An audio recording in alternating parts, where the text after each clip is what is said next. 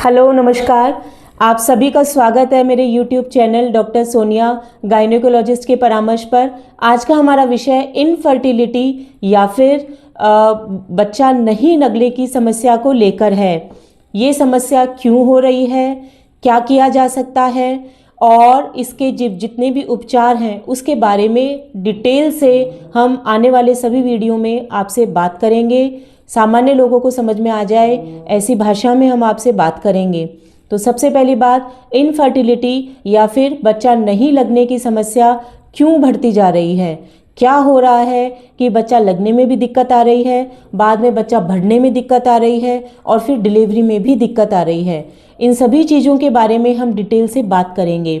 तो सबसे पहला पॉइंट जो मेरा है वो है लाइफ स्टाइल, मतलब जीवन शैली का परिवर्तन।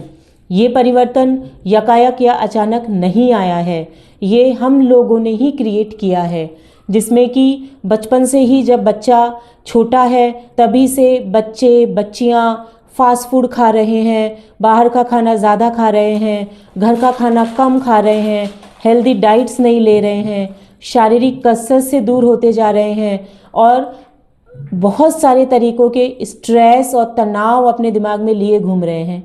अब ये स्ट्रेस चाहे पढ़ाई का हो, फिज़िकल अपीयरेंस का हो या फिर किसी दूसरे से ईर्ष्या, जलन, उस तरह का स्ट्रेस उनके दिमाग में हो। इसके अलावा पढ़ाई के नाम पे, नौकरी के नाम पे बच्चे बाहर रह रहे हैं, हॉस्टल में रह रहे हैं, जहाँ पे उनकी डाइट अच्छी नहीं है, उनकी जीवन शैली अच्छी नहीं है और शारीरिक मेहनत और कसरत की बात ही बहुत दूर है।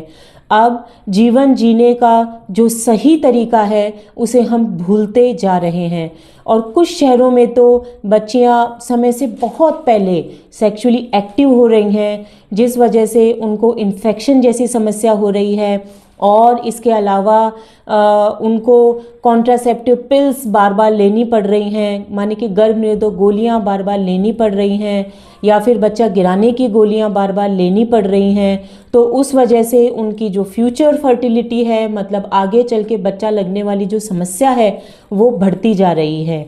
और अंत में जो मैं आपको एक बात बताना चाहूँगी वो है लेट मैरिजेस, ज़्यादा उम्र में होने वाली शादियाँ।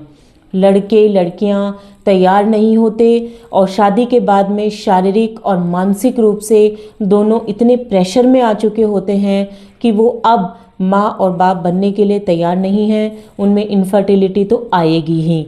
इसके अलावा जो पॉल्यूशन चारों तरफ फैल रहा है उस वजह से कुछ म्यूटेशंस, कुछ जेनेटिक चेंजेस हो रहे हैं, जिस वजह से ये इनफर्टिलिटी की प्रॉब्लम्स बढ़ती जा रही हैं।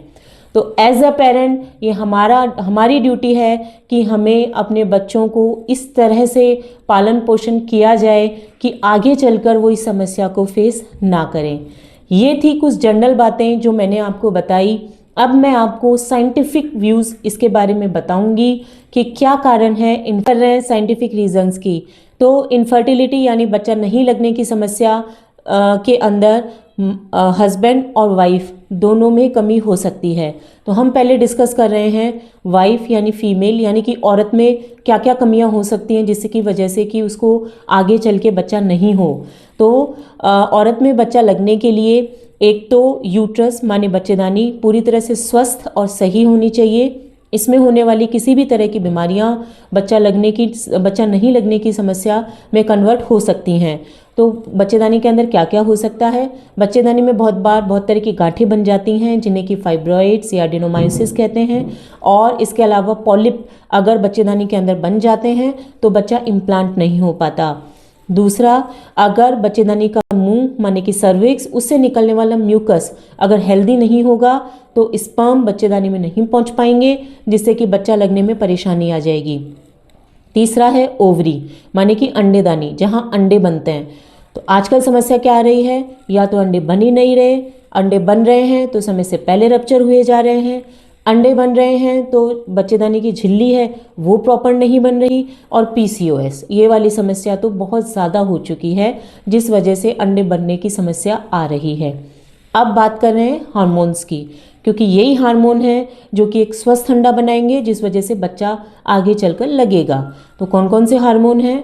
प्रोलैक्टिन हार्मोन है जिसे कि स्ट्रेस हार्मोन भी कहा जाता है, इसीलिए जैसे ही आप तनावग्रस्त होंगे आप तो इसका हार्मोन का लेवल बढ़ जाएगा और उस वजह से आपको आगे चल के बच्चा लगने में दिक्कत आ सकती है। इसके अलावा थायराइड, अगर थायराइड भी इम्बैलेंस है, बहुत ज़्यादा कम है, बहुत ज़्यादा है, तो वो भी आगे चल के बच्चा लगने में दिक्कत कर सकता है। अब जो आखिरी चीज़ महिलाओं में है वो है ट्यूब। ट्यूब की ज़रूरत इसलिए है क्योंकि ट्यूब बच्चेदानी जहाँ बच्चा बढ़ता है और ओवरी मतलब जहाँ से अंडे बनते हैं उन दोनों को कनेक्ट करती है। अगर ट्यूब ही बंद है, ट्यूब में किसी तरह का ब्लॉकेज है, तो बच्चा बनेगा नहीं और बन गया तो वो आगे चलकर यूट्रस में लगेगा नहीं। तो ट्यूब ब्लॉकेज की समस्या भी एक कारण है जिस वजह से आगे चल के बच्चा लगने में आपको दिक्कत आ सकती है। और ट्यूब ब्लॉकेज होने का जो सबसे बड़ा कारण है वो है इन्फेक्शन।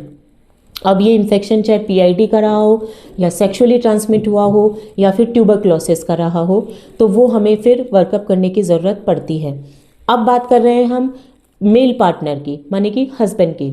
हस्बैंड के लिए एक ही टेस्ट कराया जाता है और वो है सीमन एनालिसिस। मतलब उसके निकलने वाले सीमन के अंदर हम स्पर्म और उसकी क्वालिटी देखते हैं।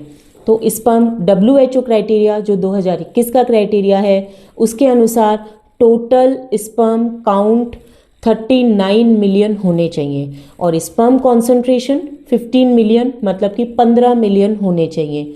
वॉल्यूम कितना होना चाहिए? 1.5 ml। और जो प्रोग्रेसिव मोटिलिटी है माने कि जो सही वाले स्पर्म है वो 32% होने चाहिए और अच्छी मॉर्फोलॉजी वाले स्पर्म 4% तक होने चाहिए। तो ये सारे कारण हैं। कुछ जनरल कारण भी मैंने आपको बताए, कुछ साइंटिफिक कारण भी मैंने आपको बताए। उम्मीद है ये जानकारी आपको पसंद आई होगी। तो इस वीडियो को लाइक कीजिए, शेयर कीजिए, सब्सक्राइब कीजिए। Thank you.